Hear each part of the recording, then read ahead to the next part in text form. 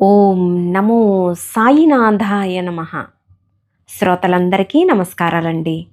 ఈ వారం నేను శ్రీకంఠస్ఫూర్తి గారు రచించిన కలలో వచ్చిన దొంగ అనే హాస్య కథను వినిపించిపోతున్నానండి.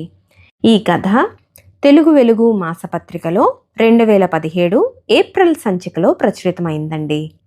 కథ మొదలు పెట్టేస్తున్నానండి. కలలో వచ్చిన దొంగ రచన శ్రీ శ్రీకంఠస్ఫూర్తి. రాత్రి 11 గంటలు. వేసవికాలం, అమావాస్య రోజులు. బయట వేడిగా ఉంది. ఇంట్లో ఫ్యాన్లు తిరుగుతున్నా ఉక్కపోతగానే ఉంది. కనకారావు, కామాక్షి అదేదో ఛానల్లో దొంగాట సినిమా పగలబడి నవ్వుకుంటూ చూశారు. ఏమండి, తలుపులన్నీ సరిగ్గా వేశారా? అసలే రోజులు బాగాలేవు. కామాక్షి మంచం మీద వాలుతూ అడిగింది. వాటికి గడియలు వేసేశాను, కిటికీలు మాత్రం సగమే వేశా, ఒక్కబోత కదా. మీ తెలివి తెల్లారినట్టే ఉంది.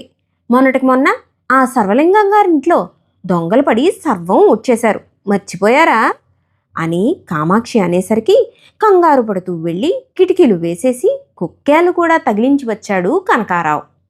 అది సరే కానీ కామాక్షి, దొంగలకు వేరే పనుంటూ ఏమీ ఉండదా? రోజు ఇదే పనిలో ఉంటారా? కనకారావు సందేహ బాణం వదిలాడు. ఎవడైనా దొంగ మన ఇంట్లోకి చొరబడితే అప్పుడు అడుగుదురు గాని ఈ ప్రశ్న, వ్యంగ్యబాణం వేసింది కామాక్షి. మన ఇంట్లోకి వచ్చే ధైర్యం ఎవడుకుంటుంది అన్నాడు కనకారావు. ఏం, పొట్లకాయలాంటి మీ ఆకారం చూసి పారిపోతాడనా? కామాక్షి వెటకారంగా అంది. కాదు, గుమ్మడికాయల గున్నేనుగులా ఉన్న నిన్ను చూసి దొంగ దౌడు తీస్తాడనుకున్నా. ఎకసెక్కమాడుతూ మంచం ఎక్కాడు కనకారావు. మాటకు మాట చెప్పడం కాదు, మీ ప్రతాపం ఆఫీసులో చూపించండి. కామాక్షి ఎత్తి పొడుపు బండ విసిరింది.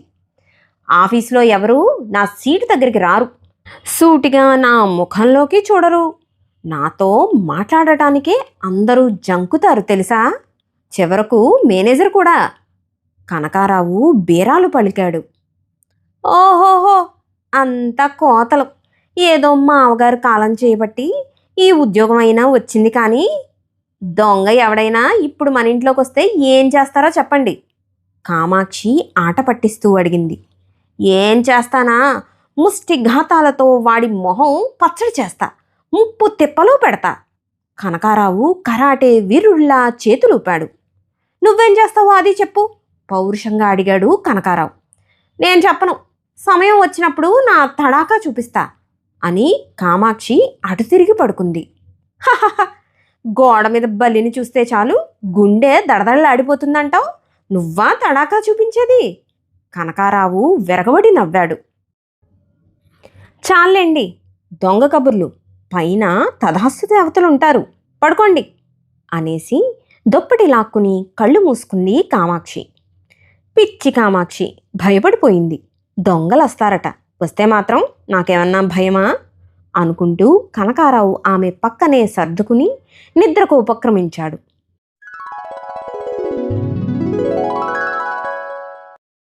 అర్ధరాత్రి కామాక్షికి హఠాత్తుగా మెలకువ వచ్చింది. వంటగదిలోంచి చిన్నగా ఏదో చప్పుడు.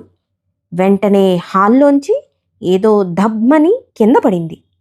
కామాక్షి భయంగా చెవులు రెక్కించింది. కాసేపు ఏమీ వినిపించలేదు. మళ్ళీ అడుగుల సవ్వడి. ఎవరో నడుస్తున్నట్టు, దేన్నో ఢీకొన్నట్టుగా తోచింది.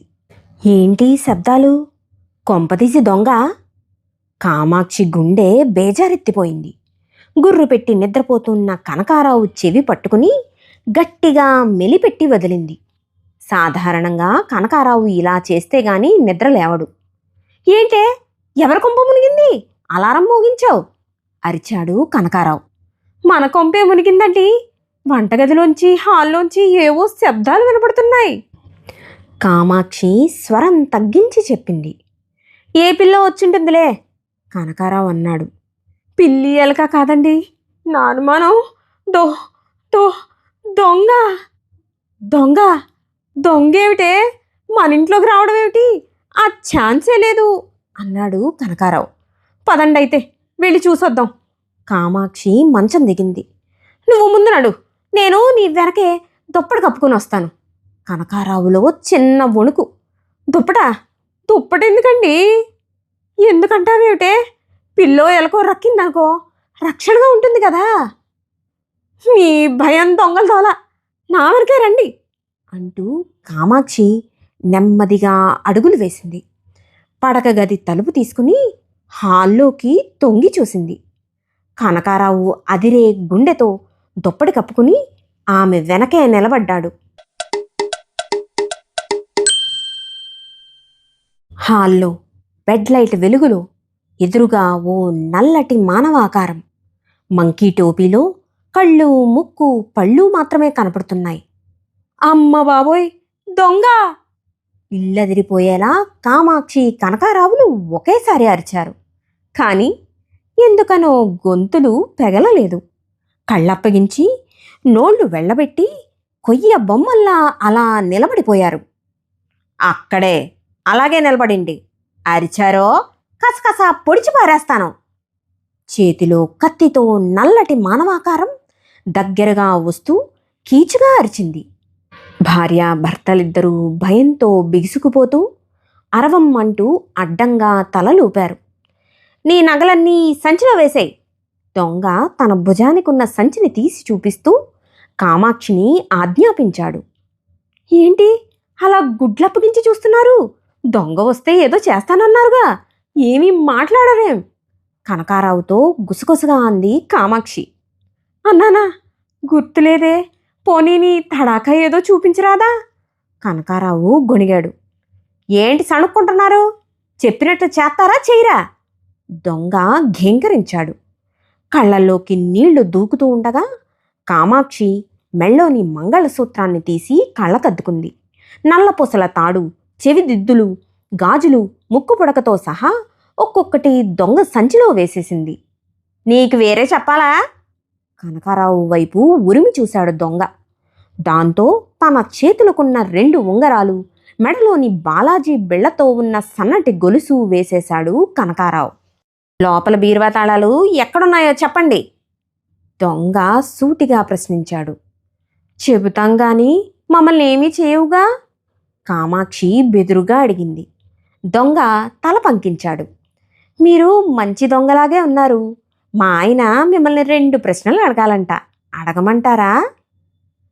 అడుక్కోండి అన్నాడు దొంగ. మరేం లేదు దొంగగారు, మీకు వేరే పనంటూ ఉండదా? రోజూ ఇదే పనిలో ఉంటారా? కనకారావు గొంతు వణికింది. మాకు రోజు ఇదే పని. పనికి ఆహార పథకం అంటే ఇదే మరి, దొంగ సమాధానం చెప్పాడు. మరో సందేహం అండి, మీరు మా ఇంట్లోకి రావడం ఇదంతా కళా నిజమా? ఏదో మాయగా ఉంది. కనకారావు తెలివిగా అడిగాననుకున్నాడు. నిజం కాదు, అంతా కలే. నేను మీ కల్లోకే వచ్చాను, దొంగ సమాధానం చెప్పాడు. అటూ ఇటూ కదులుతూ బీరువా కోసం కాబోలు వెతుకుతున్నాడు. కామాక్షి, ఇదంతా ఉత్తుత్తునే. దొంగల గురించి మాట్లాడుకుంటూ పడుకున్నాం కదా, అందుకే ఈ కల కాబోలు. కనకారావు చేతి మీద గిల్లుకుని చూశాడు. ఓహో, కలేనా? అయితే బీరువా తాళాలు ఎక్కడున్నాయో మీరే చెప్పేసేయండి. కామాక్షి కూడా భుజాల చుట్టూ కప్పుకున్న చీర కొంగు మీద గిల్లుకుని నొప్పి పుట్టలేదే అనుకుంది. దొంగగారు, పడగ్గదిలో తలవైపు పరుపు కింద బీరువా తాళాలున్నాయండి. బీరువా లాకర్లో 20,000 మాత్రమే ఉన్నాయి సుమండి.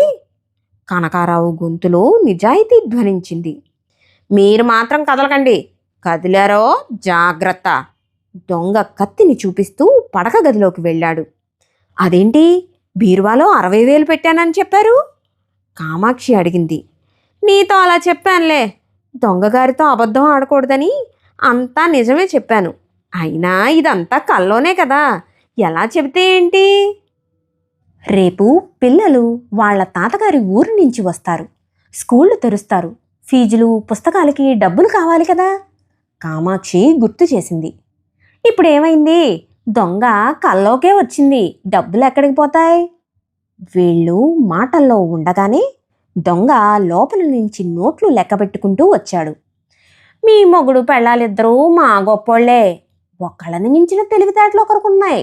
ఎలా అంటే, నేను మీ కల్లోకొచ్చిన దొంగనని కనిపెట్టేశారు. చిన్న నవ్వుతో దొంగ కిటికీ వైపు నెమ్మదిగా అడుగులేస్తున్నాడు. ఇదిగో దొంగగారు, ఆగండి. కామాక్షి పిలిచింది. దొంగ ఆగాడు. మా ఒంటి మీద బంగారం, డబ్బు పట్టుకుపోతున్నారు. పోతే పోనీయండి, మాకేం బాధ లేదు. ఆ ఎదురింట్లో మీనాక్షి ఉంది. దాని ఒంటి నిండా నగలు, బీరువా నిండా బోలెడు డబ్బు కట్టలు ఉన్నాయి. వాళ్ళ ఆయనది అంతా అక్రమ సంపాదనే. అతగాడు ఊళ్ళో లేడు. మీనాక్షి ఒక్కతే ఉంది. చిన్నగా బెదిరిస్తే చాలు, ఆ డబ్బు నగలు నీ ఒళ్ళో పడతాయి. వెళ్ళు, భారీ అవకాశం, అదృష్టం వదులుకోకు. కామాక్షి మీనాక్షి ఇంటి గుట్టు విప్పింది. ఇప్పుడెందుకే ఆవిడ మాట? కల్లో కూడా ఆవిడ్ని మర్చిపోవా? కనకారావు భార్యని మందలించబోయాడు. మీరుండండి, మీకేం తెలీదు.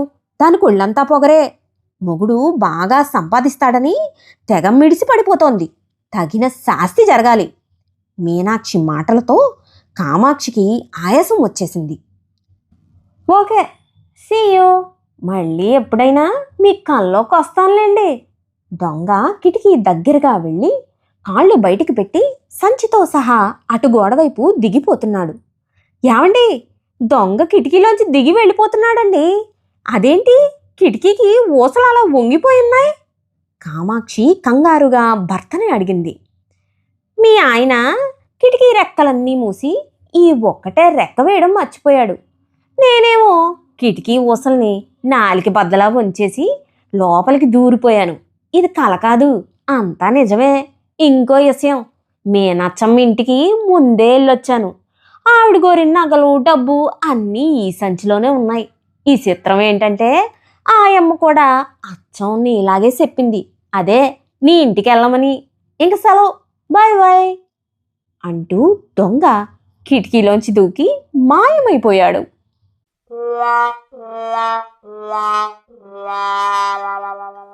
కనకారావు, కామాక్షిలిద్దరూ గుండెలు బాదుకుంటూ ఒకరి ముఖాలు ఒకరు చూసుకున్నారు.